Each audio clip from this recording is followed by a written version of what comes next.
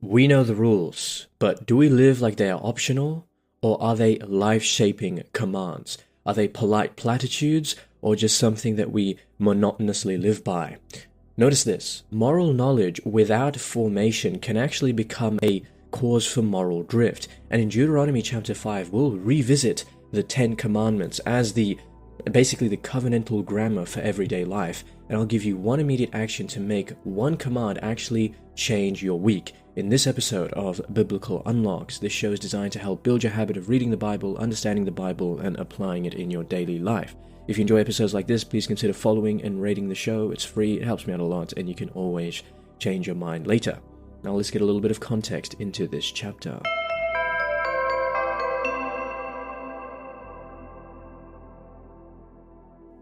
Okay, so Moses, the prophet of God, stands before the new generation and restates the 10 Commandments, framing them not as some abstract moral law, but as covenant obligations which are rooted in God's deliverance.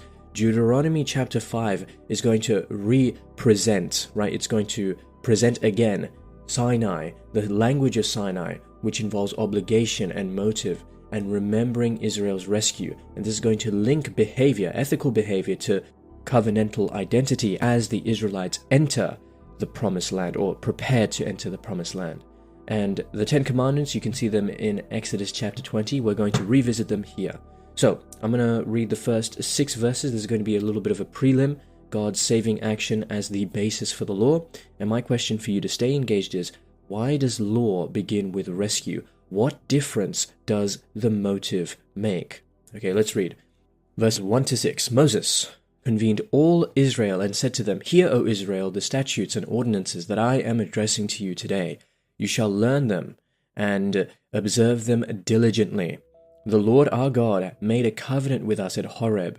Not with our ancestors did the Lord make this covenant, but with us, who are all of us here alive today. The Lord spoke with you face to face at the mountain out of the fire. At that time I was standing between the Lord and you to declare to you the word of the Lord, for you were afraid because of the fire and did not go up the mountain. And he said, I am the Lord your God who brought you out of the land of Egypt, out of the house of slavery." Okay, so biblical unlock number 1. Moses starts by saying that the commandments are prefaced as an action by God to rescue the Israelites, because moral obligation makes sense only when it is grounded in relationship. God first rescues and then invites response. And it's actually really important, because when you want grateful obedience, when you want someone to trust you or to listen to you, it's important to set a basis. Why? Why is this important? If you start with the laws, it becomes monotonous. It becomes detached from any real purpose. When you start with the purpose, then the laws have grounding in something far greater than you can imagine. Okay, let's read verses 7 to 21. This is going to be the 10 Commandments restated. My question for you to stay engaged is, how does each command protect relationships with God and neighbor even today? Okay, verse 7. You shall have no other gods before me. You shall not make for yourself an idol, whether in the form of anything that is in heaven above, or that is on the earth beneath, or that is in the water under the earth. You shall not bow down to them or serve them, for I, the Lord your God, am a jealous God, punishing children for the iniquity of parents to the 3rd and 4th generation of those who reject me, but showing steadfast love to the 1,000th generation of those who love me and keep my commandments. You shall not make wrongful use of the name of the Lord your God, for the Lord will not acquit anyone who misuses his name. Observe the Sabbath day and keep it holy, as the Lord your God commanded you. 6 days you shall labor and do all your work, but the 7th day is a Sabbath to the Lord your God. You shall not do any work, you or your son or your daughter, or your male or female slave, or your ox or your donkey, or any of your livestock, or the resident alien in your towns, so that your male and female slave may rest as well as you. Remember that you were a slave in the land of Egypt, and the Lord your God brought you out of there with a mighty hand and an outstretched arm. Therefore the Lord your God commanded you to keep the Sabbath day. Honor your father and your mother, as the Lord your God commanded you, so that your days may be long, and that it may go well with you in the land that the Lord your God is giving you. You shall not murder, neither shall you commit adultery, neither shall you steal. neither shall you bear false witness against your neighbor, neither shall you covet your neighbor's wife, neither shall you desire your neighbor's house, or field, or male or female slave, or ox or donkey, or anything that belongs to your neighbor. Biblical unlock number 2. Aren't these just ancient rules, right? Why do they even matter for me? Well, each command protects covenant relationships, that is, loyalty to God, that means no idols, honest worship, honoring time or the Sabbath, and relational ethics, honoring others, don't steal, don't kill, don't lie, don't covet. The idea here is to read these laws as a social ecology. Ecology is the study of the relationship between organisms in an ecosystem, and in order to allow an ecological system to flourish, you need to make sure that you are protecting the relationships that are present between individuals. Relational, right? Don't steal, don't kill, don't lie. All of these things are dishonoring thy neighbor, and that is why you need to pay very close attention to these. They're not just ancient rules, because the relationships that they protect still carry on till this day. So you have to ask yourself, which one of these clearly exposes my current weakness? What's more is that, for example, the commandment against idolatry has taken a new form in a contemporary sense, whether it's idolatry towards your career, whether it's idolatry towards a romantic partner, a relationship, your material possessions. All of these things can become idols, not in the sense of like a golden calf. Maybe you don't worship a golden calf, but there is something in your life that if God is not there, something else will take its place. Everyone worships something, and the thing that you must worship should have your best interests in mind. And there is only one thing to worship that has your best interests in mind, and that would be God. Okay, let's read verses 22 to 33. This is going to be the people's reaction and Moses' mediation. So my question to you, for you to stay engaged, is why does Israel react with fear? What does Moses' role teach leaders? Okay, verse 22. These words the Lord spoke with a loud voice to your whole assembly at the mountain, out of the fire, the cloud, and the thick darkness, and he added no more. He wrote them on 2 stone tablets and gave them to me. When you heard the voice of the darkness, while the mountain was burning with fire, you approached me, all the heads of your tribes and your elders, and you said, Look, the Lord our God has shown us his glory and greatness, and we have heard his voice out of the fire. We have seen this day that God may speak to someone, and the person may live. But now why should we die? For this great fire will consume us. If we hear the voice of the Lord our God any longer, we shall die. For who is there of all flesh that has heard the voice of the living God speaking out of the fire as we have, and lived? Go near you yourself and hear all that the Lord our God will say. Then tell us everything that the Lord our God tells you, and we will listen and do it. The Lord heard your words when you spoke to me. And the Lord said to me, I have heard the words of this people which they have spoken to you. They are right in all that they have spoken. If only they had such a mind as this to fear me and to keep all my commandments always, so that it might go well with them and with their children forever. Go say to them, return to your tents. But you, stand here by me, and I will tell you all the commandments, the statutes, and the ordinances that you shall teach them, so that they may do them in the land that I am giving them to possess. You must therefore be careful to do as the Lord your God has commanded you. You shall not turn to the right or to the left. You must follow exactly the path that the Lord your God has commanded you, so that you may live, and that it may go well with you, and that you may live long in the land that you are to possess. Okay, biblical unlock number 3, and the final part of the chapter. The people say Moses spoke to God and not them, right? And their terror at Sinai's thunder actually makes direct theophany, or the interaction between God and humankind, a theophany, the appearance of God, unbearable.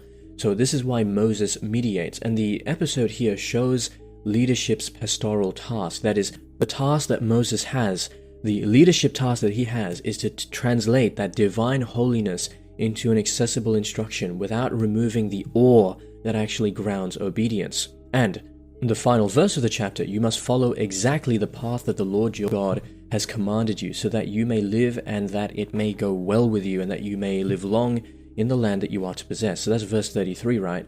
The idea here is that obedience, like how do you choose obedience? The idea is obedience gets practical when it's anchored in small, repeatable acts, whether it be Sabbath rest, whether it be truthful speech, whether it be honoring a weekly act, whether it be calling a parent, reconciling with a friend, picking one command and designing a concrete schedule step, that is exactly what it is, to making sure that you are following the Lord your God exactly just as he commanded, to make sure your actions are in line with your words, and that you do not fall or led astray. There is a famous quote from Napoleon Bonaparte, the famous French general. He once said, and I'll say it in French, he said, "La raison pour laquelle la plupart des gens échouent au lieu de réussir est qu'ils échangent ce qu'ils veulent le plus contre ce qu'ils veulent sur le moment."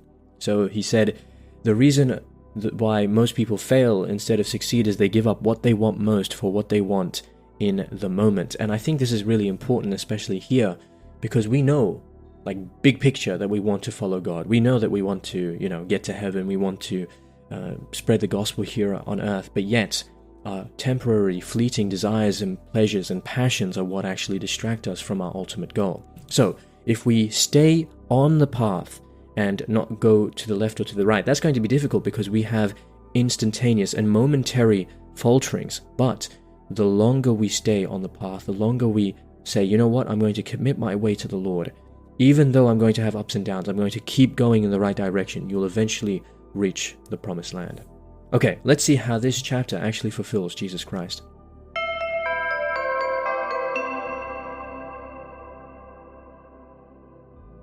So Deuteronomy chapter 5 actually frames a law as covenantal grammar, right?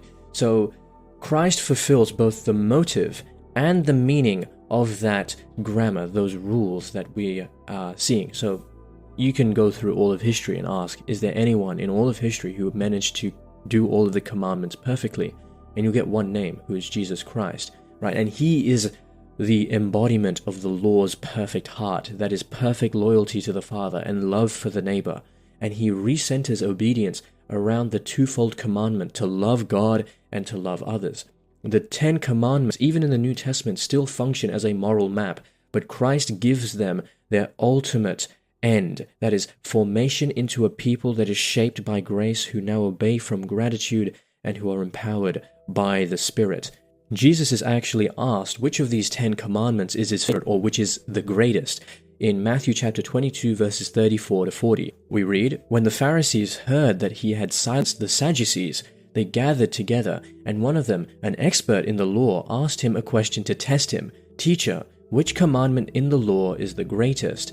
He said to him, 'You shall love the Lord your God with all your heart, and with all your soul, and with all your mind. This is the greatest and first commandment, and a second is like it. You shall love your neighbor as yourself. On these 2 commandments hang all the law and the prophets.'"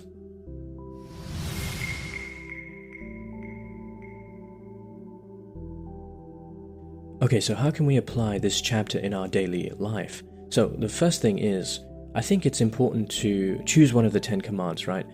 Whether it be honoring parents or Sabbath rest, or even what Jesus says, the 2 greatest commandments. You shall love the Lord your God with all your heart and with all your soul and with all your mind, and you shall love your neighbor as yourself. And you need to ask, is there like a single, measurable, and practical step that I can do, right? Whether it be calling your parents for 10 minutes, or having an evening without any technology and actually asking about them, asking about their lives, what's going on, and things like that.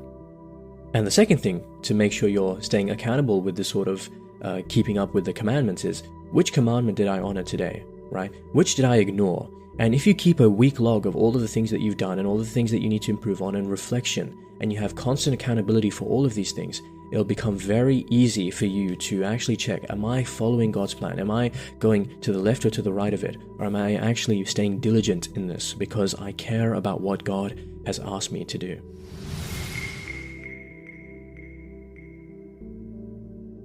Alright, well that's it for this episode of Biblical Unlocks. In this episode we learned that Deuteronomy chapter 5 roots law in God's rescue. Obligation springs from relationship, not legalism. The 10 commandments, they form a social ecology which guard worship, family, and civic life. And practical obedience is actually habit formed.